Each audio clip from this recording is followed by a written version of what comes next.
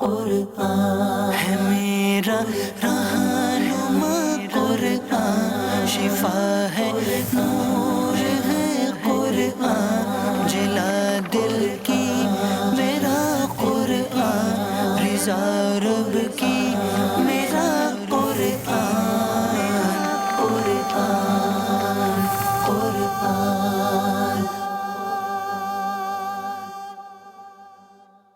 الحمدللہ رب العالمین والصلاة والسلام علی سید المرسلین، اما بعد فاعوذ باللہ من الشیطان الرجیم، بسم اللہ الرحمن الرحیم۔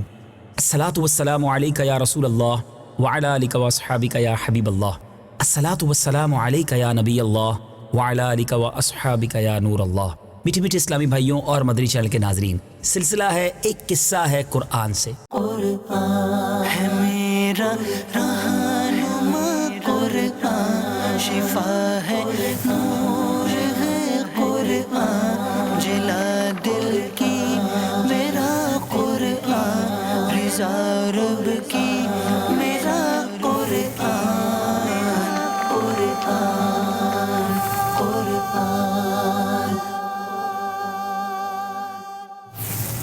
آج کس قصے کی بات ہونی ہے؟ آج بڑی مقدس دو پہاڑیوں کا تذکرہ ہونا ہے۔ جی ہاں، وہ مقدس دو پہاڑیاں کون سی ہیں آپ کو بتاتے ہیں۔ ایک اچھی بات یہ بتاتا چلوں، اس سلسلے کی یوں سمجھ لیجئے کہ اشارہ دیتا چلوں کہ وہ دو پہاڑیاں ہیں کہ دنیا میں رہنے والا کہیں بھی کوئی مسلمان ہو، اس کو ان مقدس پہاڑیوں کے دیدار کی بڑی تمنا ہوتی ہے۔ ایسی کون سی پہاڑیاں ہیں جس کو دیکھنے کی ہر مسلمان کو تمنا ہوتی ہے؟ آئیے سنتے ہیں۔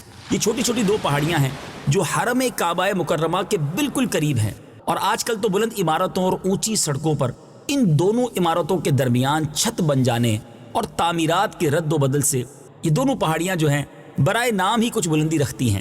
انہی دونوں پہاڑیوں پر چڑھ کر اور چکر لگا کر حضرت بی بی ہاجرہ رضی اللہ تعالی عنہا نے اس وقت پانی کی جستجو اور تلاش کی تھی کہ جب حضرت اسماعیل علیہ نبینا علیہ الصلوۃ والسلام شیرخوار بچے تھے اور پیاس کی شدت سے بے قرار ہو گئے تھے۔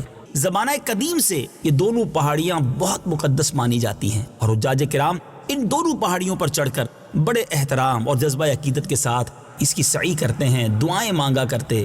مگر زمانہ جاہلیت میں ایک مرد تھا جس کا نام اصاف تھا، اور ایک عورت تھی جس کا نام نائلہ تھا۔ ان دونوں بدبختوں نے خانہ کعبہ کے اندر بدکاری کی۔ آپ ذرا غور کیجئے گناہ بھی کتنا بڑا۔ تو ان دونوں پر یہ قہر الہی نازل ہو گیا کہ یہ دونوں مسخ ہو کر پتھر کی مورت اور بت بن گئے، یعنی اسی وقت یہ پتھر ہو گئے۔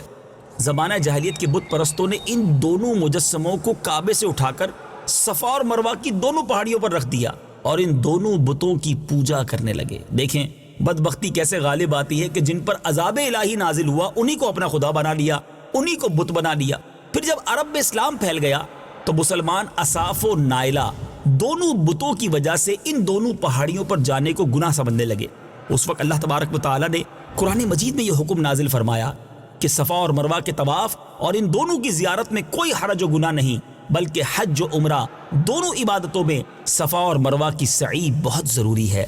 فتح مکہ کے دن نبی اکرم صلی اللہ تعالی علیہ وسلم نے ان دونوں پہاڑیوں پر سے اصاف و نائلہ دونوں بتوں کو توڑ کر اور اس کو نیست و نابود کر دیا، اور ان دونوں پہاڑیوں کو حسب دستور سابق مقدس و معظم قرار دے کر اور ان دونوں کی سعی جو ہے حج و عمرہ میں ضروری قرار دے دی گئی۔ اے میرے میٹھے اسلامی بھائیوں، قرآن مجید فرقان حمید میں ان دو مقدس پہاڑیوں کا تذکرہ کتنے پیارے انداز میں موجود ہے، آئیے سنتے ہیں۔ ان الصفا والمروة من شعائر الله فمن حج البيت أو اعتمر فلا جناح عليه أن يطوف بهما ومن تطوع خيرا فإن الله شاكر عليم۔ ترجمہ: بے شک صفا اور مروہ اللہ کی نشانیوں میں سے ہیں، تو جو اس گھر کا حج یا عمرہ کرے اس پر کچھ گناہ نہیں کہ ان دونوں کے چکر لگائے، اور جو کوئی اپنی طرف سے بھلائی کرے تو بے شک اللہ نیکی کا بدلہ دینے والا خبردار ہے۔ اے میرے میٹھے اسلامی بھائیوں، آپ نے سنا قرآن پاک میں مقدس پہاڑیوں کا تذکرہ کس نرالے اور کس پیارے انداز میں ہے۔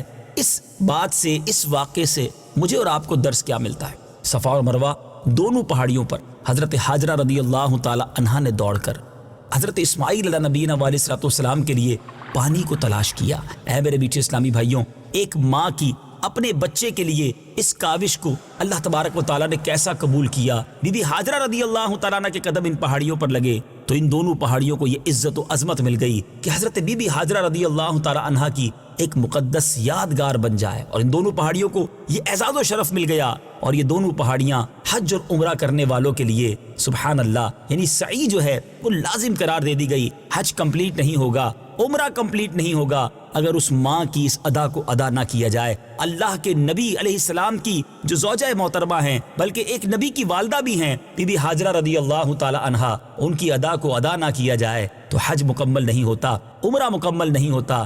اس سے کیا سبق ملا؟ سبق یہ ملتا ہے کہ اللہ والوں اور اللہ والیوں سے اگر کسی جگہ کو کوئی خاص تعلق حاصل ہو جائے تو وہ جگہ معزز و محترم بن جاتی ہے، اور ہر مسلمان کے لیے وہ جگہ قابل تعظیم اور لائق احترام ہو جاتی ہے۔ ورنہ مکہ معظمہ میں بڑی پہاڑیاں ہیں، بہت ساری چوٹیاں ہیں، مگر صفا اور مروہ کی چھوٹی چھوٹی پہاڑیوں کو جو عظمت و تقدس حاصل ہے تو کسی دوسرے پہاڑ کو حاصل نہیں۔ اور اس کی وجہ کیا ہو سکتی ہے؟ اور کوئی وجہ نہیں کہ یہ دونوں پہاڑیاں ایک اللہ والی کی مبارک جد و جہد کی یادگار ہیں۔ یہاں ماں کی عظمت کا بھی پتہ چلتا ہے اور اللہ والوں سے کسی چیز کی نسبت کا بھی پتہ چلتا ہے۔ اور یہ بھی بہت خوبصورت جواب ہے کہ اللہ والوں کی یاد منانا۔ اگر ذہن میں کہیں کوسچن مارک آتا ہے کہ اللہ والوں کی یاد کیوں منائی جاتی ہے، ان کے ایام کیوں منائے جاتے ہیں، تو ذرا بتائیے تو صحیح، حج کا سفر کس کی یاد میں ہے؟ ارے بی بی حاجرہ کی یاد نہ منائی جائے، ان کے عمل پر عمل نہ کیا جائے تو حج کمپلیٹ نہیں ہوتا۔ اور صرف ایک انہی کا عمل نہیں، بلکہ اگر مقام ابراہیم پر جا کر 2 رکعت نفل پڑھتے ہیں